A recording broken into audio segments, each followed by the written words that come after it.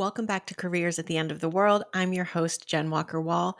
I am being called to create a little mini series here on this podcast about career clarity, what it looks like, and what gets in the way of people really taking ownership over their career and their next step. Whenever I promote our job search community, which we just did a fall registration period for our job search community. I always have a lot of people who are interested but aren't quite sure if it's right for them because they tell me they're not really clear on what their targets are or what they're actually looking for. So it feels a little premature to them to jump into a program that's designed to either support active job seekers or get you to be an active job seeker pretty quickly. And I totally get that. I think it's wise for some of these people to not join when they're not quite sure where they want to be and they're not at the point where they can commit to moving forward and figuring out exactly what the next step might be. There's a lot of pressure uh, on the concept of clarity, on what people feel like they need to know before they're able to do anything. And I want to talk about that. I want to talk about what I mean when I say career clarity, and I want to share what I think obstructs our own sense of clarity. Like, we don't have to know everything. And the idea that you would know everything before you get started in a process is a little bit of an oxymoron to me. I want to start by talking about three things that will stop your job search in its tracks. These three things will prevent people from being able to see and hear the clarity that they do have, which is often a really great start, and will hold them back and keep them stagnant in a job or a situation that may not be ideal for them. The first one that comes to mind is perfectionism. And one of the ways I see perfectionism showing up in people's pre-job search, not that I don't see it showing up in the actual job search, but the way it shows up before we start job searching is that we set this bar for clarity to be equivalent to certainty, to be encompassing of more than it should. Okay, giving clarity too much credit. There's supposed to be uncertainty in your job search. You don't know what's going to be posted. You don't know what is going to look good on paper and not be great after you've interviewed for it a couple of times. That you should know everything or that you should know a lot feels to me like an ever increasing bar, like raising the bar on something that doesn't really need to be raised. I'm going to share in another episode the things you should know before you start a job search, but you should really ask yourself, like, what do I mean when I say career clarity? What is it that I expect to know? And what am I comfortable not knowing? Because often people are not comfortable not knowing, like not knowing at all, right? That's the part that really trips them up. The second thing that gets in people's way when they actually have some degree of clarity, but have trouble articulating it or anchoring on it is fear. Sometimes our clarity reveals really inconvenient things, okay? It's very inconvenient to want to work in an industry that has been decimated by layoffs. It's very inconvenient to want to be self-employed if you have a nice stable job with a great retirement plan and great benefits. It's very inconvenient to want to write poetry full time when you have student loans and a mortgage and children, okay? And so we have a hard time sitting with the reality of our hopes, our desires, our dreams, our passions, and like the mundane realities of our life that shape how we are able to pursue any of those, or at least shape our perceptions of how we're able to pursue those. People will articulate what they want very, very clearly and in the same breath tell me how it's not possible for them.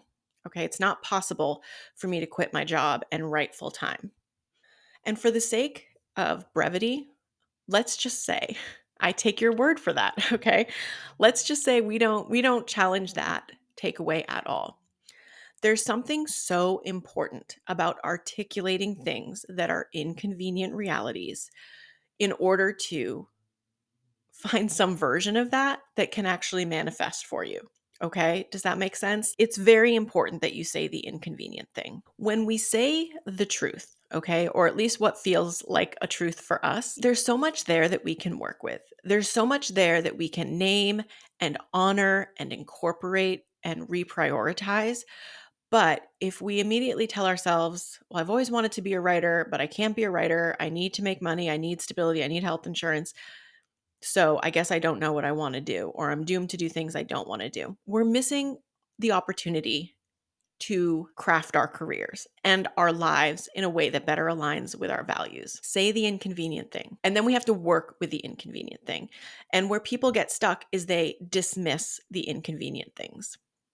And then they're left with nothing. They've taken their clarity and they've sideswiped it. So when I'm working with clients, sometimes I will hear them say, like, I can't do that for X reasons. Now, sometimes it's worth challenging those reasons. Okay, but this isn't a podcast about that. I just want to like outline these things for you today. So let's just assume it's a very good reason. Okay, it's a very good reason to not want to, do the thing that you named.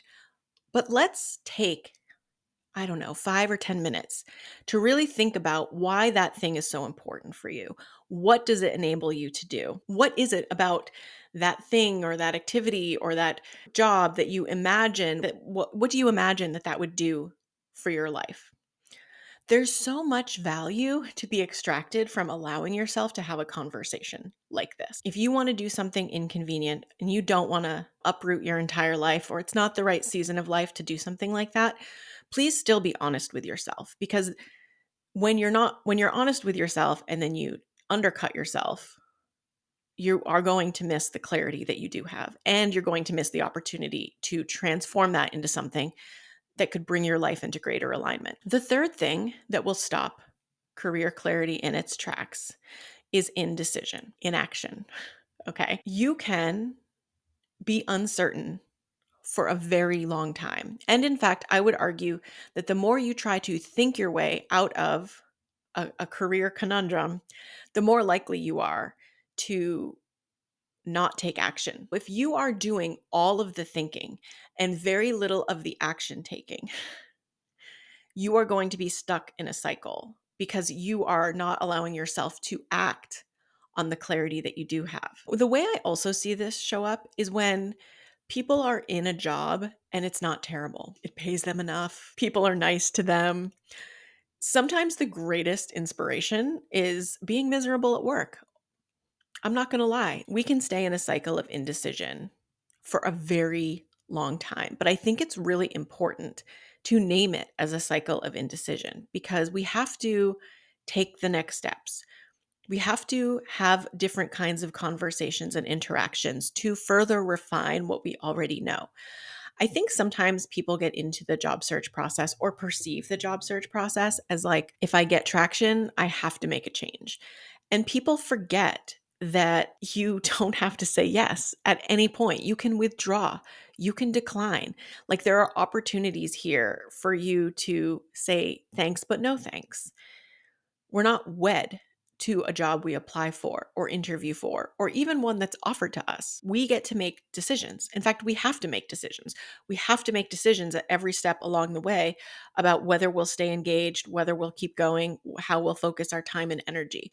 And the best way to do that is to learn along the way. And if you stay in a place where you are second guessing yourself, telling yourself that you're unsure and uncertain, even though you do have breadcrumbs, okay? And I'm going to get to the breadcrumbs in the rest of the series. We'll talk about what those breadcrumbs look like. You're going to have a very difficult time moving forward, and you're going to have a very difficult time feeling like you have some clarity. So, how are these things showing up for you? Where are you raising the bar on yourself to know things that you actually do not need to and probably should not know in this process? Where are you dismissing goals and desires and interests because they feel like inconvenient to your overall life, and we're missing an opportunity to really sit with that and think about what's possible? And how long have you been telling yourself you're not clear, you're not ready, it's not time yet? I don't think you need to spend a lot of time here personally, okay?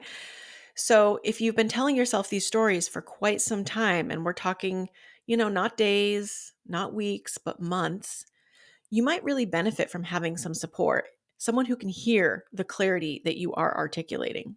and help you sit with the parts of it that feel challenging or impossible or difficult or uncertain. I am getting ready to relaunch an occasional program that I offer called Curiosity to Clarity. I think that this is going to be part of my Black Friday offerings this year. And if you are looking for some support to sort out your interests, your goals, and the breadcrumbs that you definitely do have, or you wouldn't be listening to this podcast, please make sure you're on our email list so that you get access to that when it launches. And in the meantime, I have a couple more episodes coming up about what career clarity can look like. Okay. Breadcrumbs that you need to follow in order to really initiate and engage a job search. So please stay tuned for that. As always, thank you so much for listening. I really appreciate your time and trust, and I will talk to you soon. Take care.